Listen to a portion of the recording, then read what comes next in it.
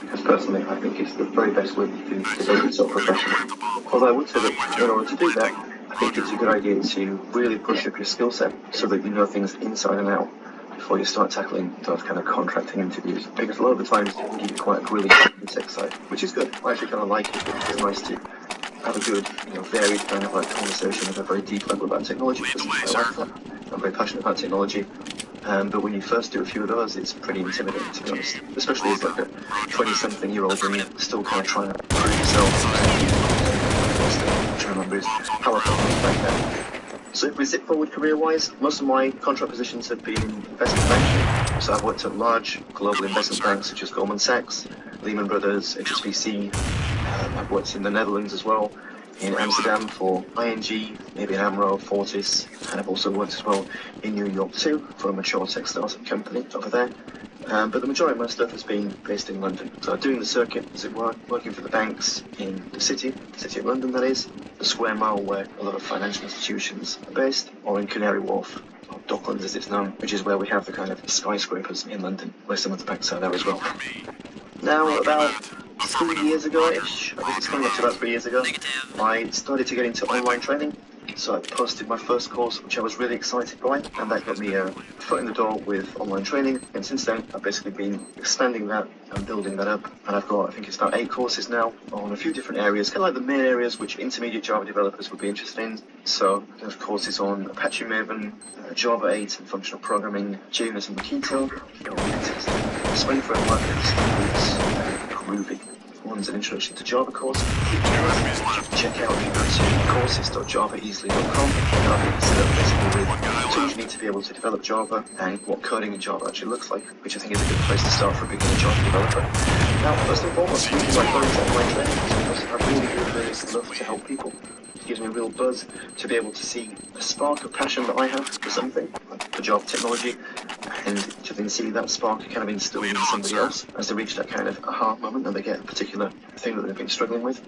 So I'm really in this to help people, as many people as possible, and I have a kind of a crazy ambition, which is basically to make the Java Easily website, brand, the courses, the whole kind of ecosystem around that, the number one place to be able to get help and support with Java technologies for beginner and intermediate Java developers. So in order to do this, there are a few ways that you can interact, which I really encourage you to do. So if you've got any problems with Java, any queries, anything that you're not quite getting about how things work or how the technology hangs together, you'll be doing me personally the biggest favour possible by just either posting a question on the Facebook group, if you haven't joined already. I'll put links, by the way, to all these things in the show notes for this episode. You can either post it on the Facebook group or even send me an email to my first name at javaeasily.com, asking me a question there.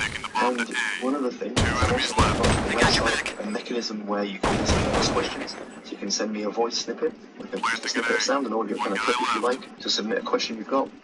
And then I can be answering those in future podcast episodes. So that's exciting. There's a lot of good stuff to come down the road. So stay with us, and we're going to turn you into the very best Java developers that you can be. Anyway, that's it from me now. In future episodes, I'll be diving into different questions that I've got so far from people. Join the Facebook group if you haven't done so already. You can also check out the YouTube channel as well. There's some sample lessons from some of the courses so far, but I'll be building that out again over the coming months. And until next time, take care, stay safe, we'll speak soon. Bye.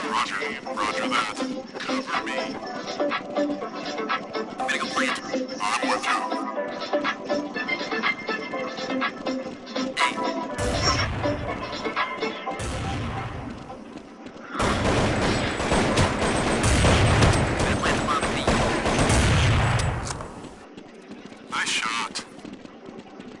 Taking the bomb to B.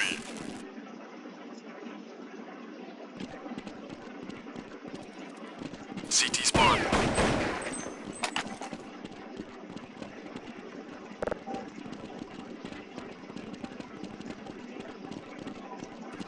I lost him. I don't know where he went.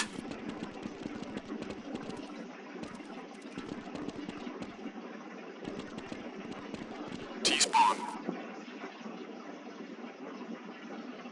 Side. B. 2 to go. He got away. Hey folks, you're listening to the Java Easily podcast, episode number 2.